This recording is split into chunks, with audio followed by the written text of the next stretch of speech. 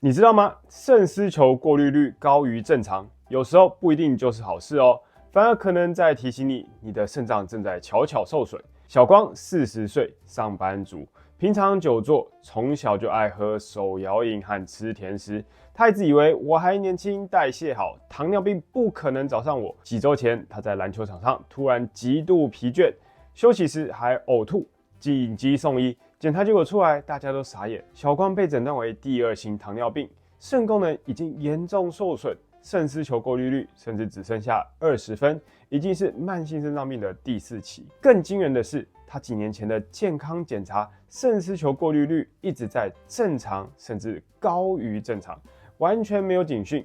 这也让他掉以轻心，血糖没有好好控制，也没有定期追踪肾功能。小光的故事并非个案，在台湾，糖尿病正是造成洗肾最大的原因。今天我要拆解糖尿病肾病变的5个关键机制，告诉你高血糖是如何一步一步侵蚀肾脏，把人悄悄推向洗肾。尤其是像小光这样的你或你身边的人。嗨，大家好，欢迎来到宽宽医师的频道，我是肾脏科宽宽医师，一起关心你我肾脏的健康。我一直强调极简护肾。护肾并不复杂，我们不需要依赖神奇的产品或繁琐的疗法，只要简单的改变一些生活习惯，就能守护肾脏健康。点击说明栏下载护肾手册，用最简单的方法让肾脏更健康。机制1：超载的消防水袋，超过滤。想象一下，你的2颗肾脏各住着约100万个微小的过滤器，我们称它为肾丝球。他们每天默默工作，像咖啡滤纸一样，只让血液中的废物流过，把有用的东西和蛋白质留下来。但如果你长期处在高血糖状态，情况就会不一样了。正常情况下，血液像温柔的水流慢慢通过滤纸，一旦血糖飙高，肾脏就会被迫加班，努力把多余的糖分排出去，血流和压力就会瞬间暴增。就好像有人拿着消防水袋直接猛冲这张娇弱的滤纸，这种现象在医学上称为超过滤 （hyperfiltration）。为什么危险呢？因为滤纸会被水冲的撑开、拉伸，长期下来就容易受损。早期糖尿病肾病变这种超速运转，会让你的肾功能指标肾丝球过滤率看起来不仅正常，有时候甚至会高于正常。这就是小光故事中让人意外的地方。我们以为肾丝球过滤率高是好事，其实可能正代表肾脏正在超负荷操劳，慢慢走向浩劫。我们行动建议，第一步就是要替肾脏减压。除了控制血糖之外，我们更要顾好血压。通常建议目标控制在130/80毫米汞柱以下，减少肾丝球长期超负荷的状态，帮肾脏真正放松。机制2：无法逆转的水泥结痂，肾丝球硬化。如果消防水袋的冲击一直持续下去，滤纸就会慢慢受损，留下永久性的伤痕。此外，长期高血糖会在肾丝球里引发大量的发炎反应，这些发炎反应就好像在肾丝球上涂上一层一层的水泥，这层水泥就是我们说的肾丝球硬化。想象你的咖啡滤纸被水泥黏住，还能正常过滤吗？答案是不能。随着时间的推移，肾脏里面会越来越多的肾丝球硬化结疤，一旦这些疤痕形成，肾功能损伤通常就无法逆转了。当硬化达到一定程度，肾脏的总过滤能力、肾丝球过滤率就会明显下降。举例来说，如果肾丝球过滤率低于60，就进入慢性肾脏病的第3期。这个时候，肾脏的疤痕就已经累积到一定的程度。行动建议：减缓肾丝球硬化的关键就是控制血糖。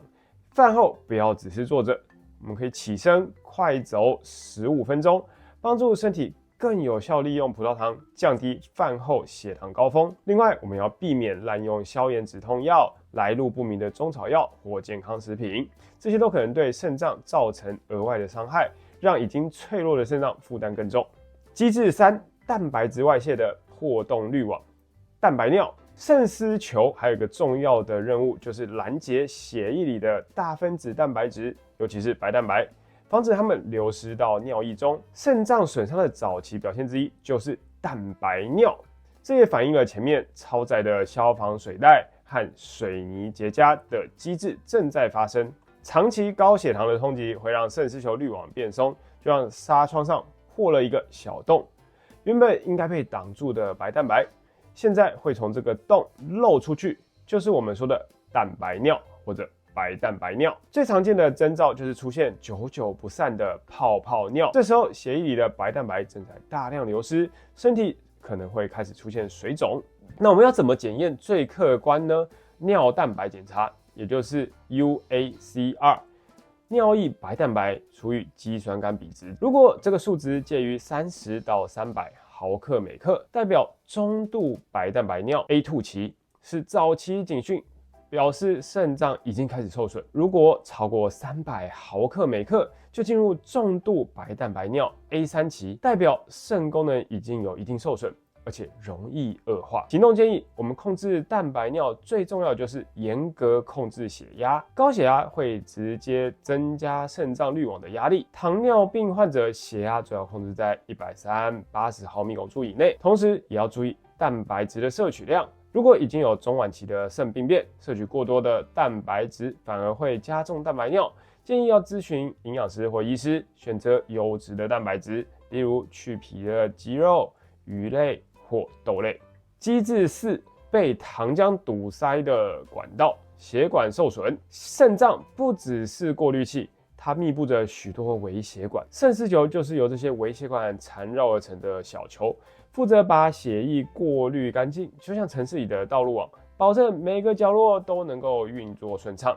长期的高血糖会产生晚期糖化终产物AGE， 就像把粘稠的糖浆倒进血管里，血管内壁受损，慢性发炎和氧化压力增加，血管壁会慢慢变厚、变窄、变硬，血流受阻，结果肾脏组织缺氧，养分不足而受损。这种微血管损伤是糖尿病肾病变的核心原因。这也是为什么糖尿病肾病变经常和3高同时出现。高血糖会直接伤害血管，高血压会加速血管硬化，高血脂、过多的低密度胆固醇和三酸甘油脂会堆积，像堵塞的动脉粥状硬化，阻塞血流。行动建议：第一点，我们定期检查糖化血色素，建议要控制在7%以下，掌握血糖状况，预防血管微小受损。第二，我们饮食中可以多摄取一些鱼类、核桃、橄榄油等富含 Omega-3 的食物，可以抗发炎，保护血管，给肾脏更多的守护。机制5，神经传导的静音模式，神经性膀胱。大家可能都知道，糖尿病会伤害神经，像手脚麻木或刺痛。但其实有一个非常隐蔽的地方，也可能被高血糖悄悄侵害，那就是膀胱的神经。高血糖会让负责传递膀胱讯号的神经进入静音模式，你可能完全感觉不到膀胱已经胀满了。警报器失灵不响会怎么样呢？尿排不干净，积留在膀胱中，这些滞留的尿液就像在水槽里的废水，非常容易滋生细菌，引发反复的泌尿道感染。感染如果上行到肾脏，就可能造成肾盂肾炎，直接加速肾功能的恶化。有一位年轻的糖友小美，总是抱怨经常尿道感染，但她完全没有想到，这其实就和糖尿病有关。事实上，这种神经病变造成的尿液滞留，成了细菌最爱的温床，反复感染就变成恶化肾脏的帮凶。行动建议：我们要养成定时排尿的习惯，避免憋尿。建议2到3小时就要排一次尿，即使没有尿意，也要适时排空。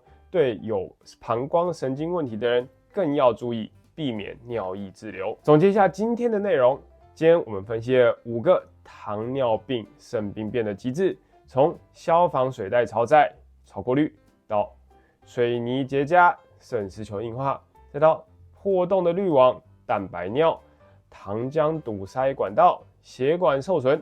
最后是神经静音模式，神经性膀胱。糖尿病对肾脏的伤害一步步发生，每一个阶段都是和高血糖息息相关。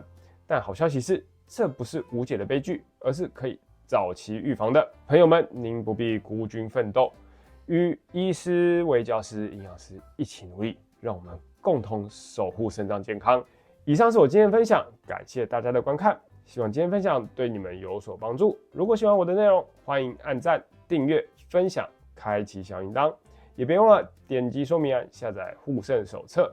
我是肾脏科宽宽医师，一起关心你我肾脏的健康。我们下次见，拜拜。